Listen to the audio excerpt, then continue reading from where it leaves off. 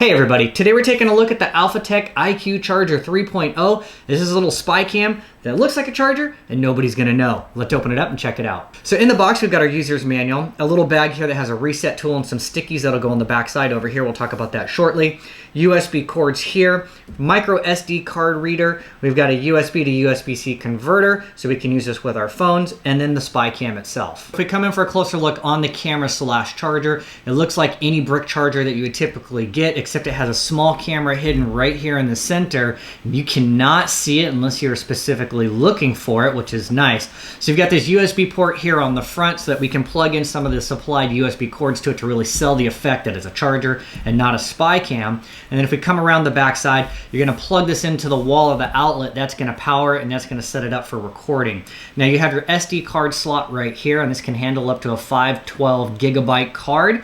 Okay, you've got your reset slot here, so if you ever need to reset it for some reason, you can do that with the tool that's provided. And then you have a switch here, and you can choose between loop recording or motion detection. Yeah, so if it's in loop recording, it's just going to record over and over and over again until the card fills up, and then it'll come back and start recording over the oldest files first. Or if you want to keep it and just when it's motion activated, you do that right here. Now the little stickies that I had mentioned that come in the bag here, once you get everything set up, you can put a little sticky adhesive over the back side, which will hide everything just in case somebody happens to pull it out from the wall and take a look at it. It'll just look like it's the wall charger that it's supposed to look like. Now there's a lot of things that are great about this camera and the discrete build. There is no Wi-Fi with this or infrared LED, so if someone's trying to use a camera scanning device, right, this isn't going to set them off because there's no Wi-Fi chip. And with that, there is no Wi-Fi, so you don't need Wi-Fi in order to use this. Just put the SD card in, plug it in, set it and forget it. So it makes it really convenient if you want to take this with you on a trip or a vacation or something like that. Make sure that your belongings are safe. You plug it into the wall, and you've got a little security camera right here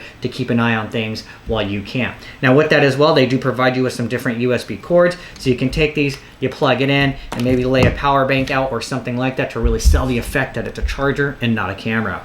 Now when it comes time to check the footage, they do got you covered with most of the accessories. So you're going to take your micro SD card. If you already have a reader built into your computer or a converter, you can use this right here. But if not, they do supply you with this component right here. So you can just slide the SD card in like so. Yeah, and then you can plug it into the side of your computer, and this has the USB-A on it. And if you have like a newer MacBook or something, they only use USB-Cs. So then you can take this converter, that goes right on top.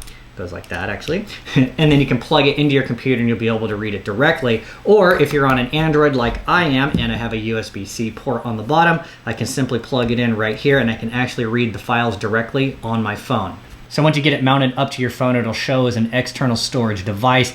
Now there is a video folder, and you can go through and you can pick any of your different videos that have been playing, and you can pull up the player right here, and you can go through it and scroll and scrub through the video right on the handset itself. And then same thing on the computer, plug it into the side, you'll find your drive on the side, go into the video folder, you'll have all of your recorded videos, you can open whatever one you want. If you have it on loop recording, you might have to scrub through until you get to the motion, or if you have it on motion activation, it'll go right there and you'll see whatever it recorded once it was triggered and tripped.